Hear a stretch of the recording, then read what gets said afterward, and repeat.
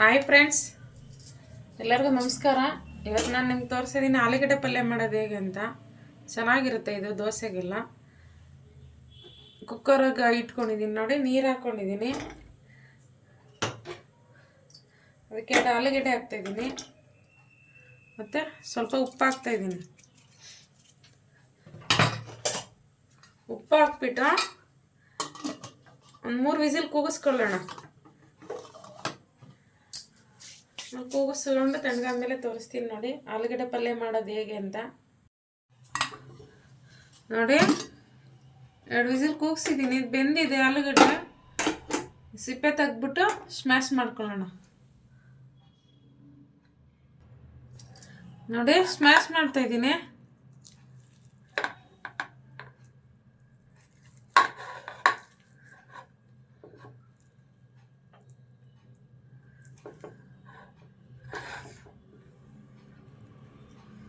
ತಣ್ಣಗಾಗಲಿ, ಸ್ವಲ್ಪ ತಣ್ಣಗೆ ಬಿಡಿ,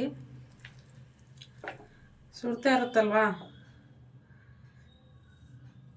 ನೋಡಿ ಸ್ಮ್ಯಾಶ್ ಆಗಿದೆ ಇದು.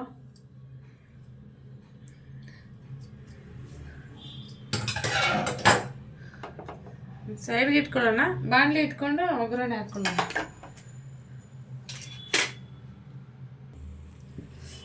ನೋಡಿ 2 ಸ್ಪೂನ್ ಆಯಿಲ್ ಹಾಕ್ಕೊಂಡಿದ್ದೀನಿ.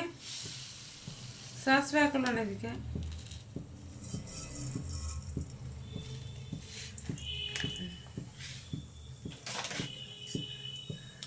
ಸಾಸಿವೆ ಸಿಡಿಲಿ.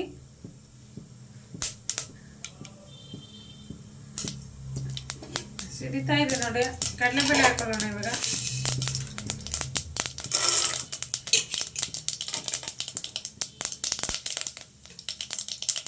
ಕಡಲೆಬೇಳೆ ಫ್ರೈ ಆಗಲಿ ಸ್ವಲ್ಪ.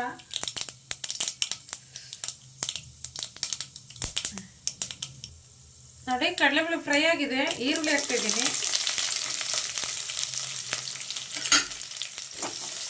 ಈರುಳ್ಳಿನೂ ಫ್ರೈ ಆಗಲಿ ಚೆನ್ನಾಗಿ.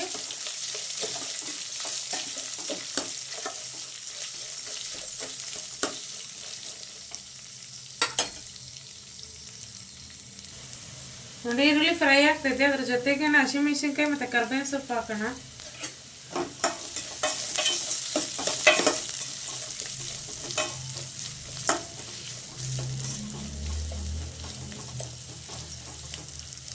ಕರ್ಬೇವಿನ ಸೊಪ್ಪು ಆಮೇಲೆ ಹಾಕೊಳ್ಳಿ. ಯಾವಾಗ್ಲೂ ಸಿಡಿಯುತ್ತೆ. ಎಣ್ಣೆಗೆನೆ ಹಾಕಿದ್ರೆ ಫುಲ್ ಅದ್ರ ಆಯಿಲ್ ಇರುತ್ತಲ್ಲ, ಸುಮ್ಮನೆ ಕಾಯ್ದಿರುತ್ತಲ್ವ. ಆ ಕರ್ಬೇವಿನ ಸೊಪ್ಪು ಹಾಕಿದ ತಕ್ಷಣ ಫುಲ್ಲು ಆರುತ್ತೆ. ಅದಕ್ಕೇ ಯಾವಾಗ್ಲೂ ಇಲ್ಲ ಈರುಳ್ಳಿ ಏನಾದರೂ ಹಾಕಿ ಆಮೇಲೆ ಹಾಕಿ, ಅದು ಆರಲ್ಲ. ನೋಡಿ ಒಂದು ಚಿಟಿಕೆ ಅರಿಶಿನ ಹಾಕ್ಕೊಳ್ಳೋಣ.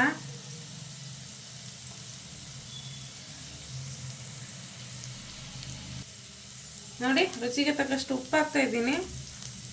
ಅವಾಗಲೇ ಹಾಕಿದ್ದೀನಿ ಆಲೂಗಡ್ಡೆ ಬೇಯಿಸ್ಬೇಕಾದ್ರೆ. ನೋಡಿ ಹಾಕೊಳ್ಳಿ.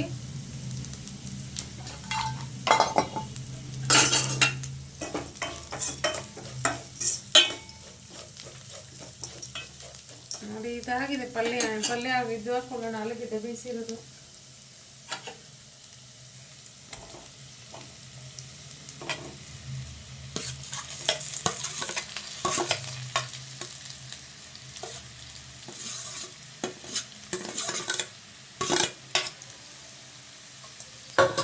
ತುಂಬ ಚೆನ್ನಾಗಿರುತ್ತೆ ಪಲ್ಯ.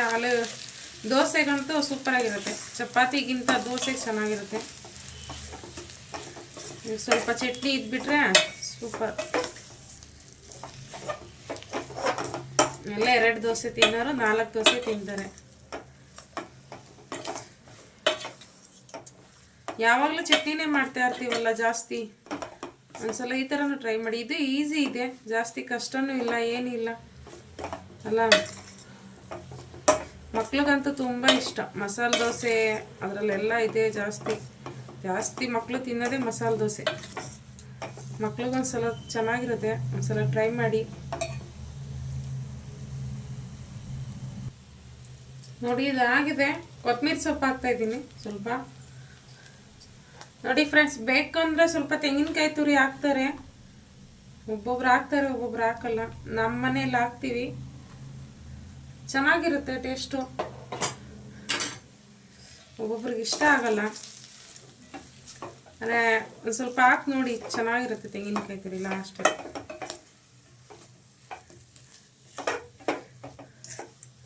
ನೋಡಿ ರೆಡಿಯಾಗಿದೆ ಆಲೂಗಡ್ಡೆ ಪಲ್ಯ. ದೋಸೆ ಜೊತೆ ಸರ್ವ್ ಮಾಡೋಣ ಬನ್ನಿ ಫ್ರೆಂಡ್ಸ್. ನೋಡಿ ಆಲೂಗಡ್ಡೆ ಪಲ್ಯಕ್ಕೆ ದೋಸೆ ಹಾಕೊತ ಇದ್ದೀವಿ.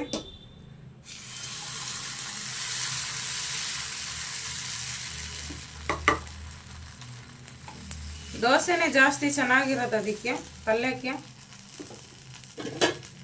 ಚಪಾತಿಗೇನು ಅಷ್ಟು ಚೆನ್ನಾಗಿರಲ್ಲ, ದೋಸೆ ಚೆನ್ನಾಗಿರುತ್ತೆ.